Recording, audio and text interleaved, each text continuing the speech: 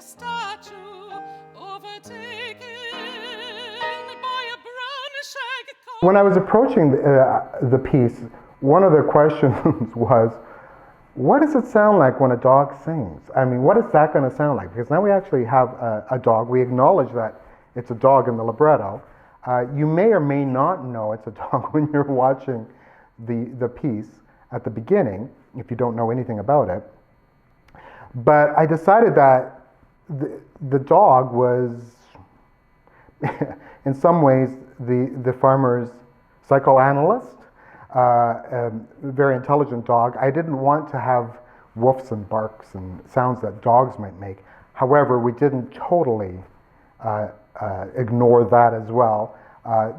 Dogs answer to can openers, and we have that moment in the piece as well, but we don't dwell there. Ultimately, the dog is an intelligent observer. And so I wanted the music there to sound very noble and very loyal and very pure and straightforward. The farmer, on the other hand, has several conflicts that are going on within him, and he's dealing with a lot of that.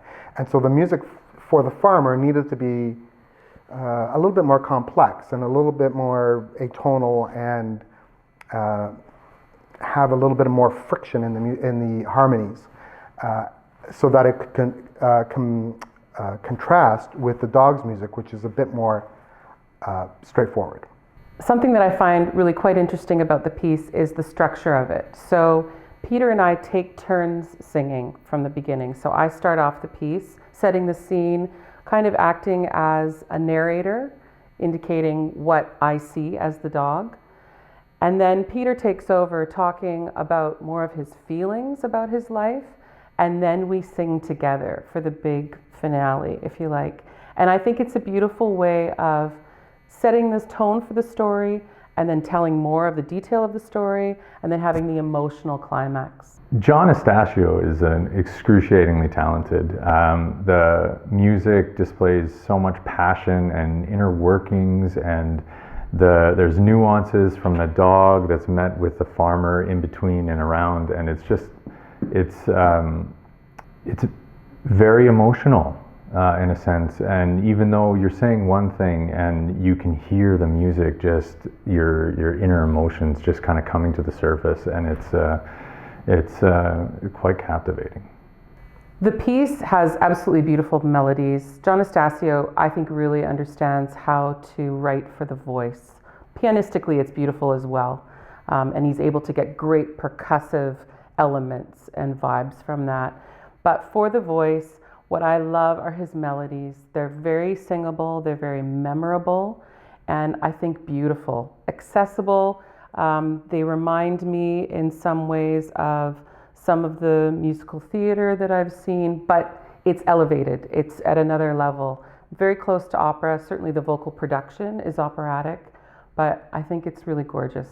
I love playing John Estacio's music. I've had the opportunity to do it a couple of times before, and John always writes so beautifully for the voice. He writes very singable melodies that take the singers to different places, and his piano parts are always orchestral. He's such a fantastic orchestrator when he is composing for orchestra, and you see that and hear that across all of his various compositions. And so even though this one is written for piano, I think it's very orchestral in how he uses the different registers of the piano and creates that kind of orchestral sound. John is in rehearsals with us, and it's great to have him there because little changes are being made in the moment. So, for example, we were discussing word stress yesterday in rehearsal, and he had this idea. He said, "You're right, that's not quite the right word stress. We'll just turn that into 2/16 instead of the 8ths." And of course, it totally worked, and it made a great change right in the moment. Well, it's always nerve-wracking for me to play when there's a composer in the room, mostly because I want so badly to do justice to what they have written on the page, and you know that they hear their work in their head one way, and you want to make the work come to life. So that's the scary, challenging part, I suppose. But the flip side of that coin is what I talked a little bit about with Indians on Vacation, and that sense that we're all creating something together. And when you're working with composers like John and Ian, who are open to changes when they're in the room and working collaboratively, then it's a real gift to be able to make their works come to life. Getting to work with somebody like John, who's he's a genius when he takes a text and finds and the sounds and the intentions and the colors and creates the world that is just so riveting and thoughtful. He really invests a lot of his energy and his talents into really creating music that drives the narrative, and that's heaven. That's opera.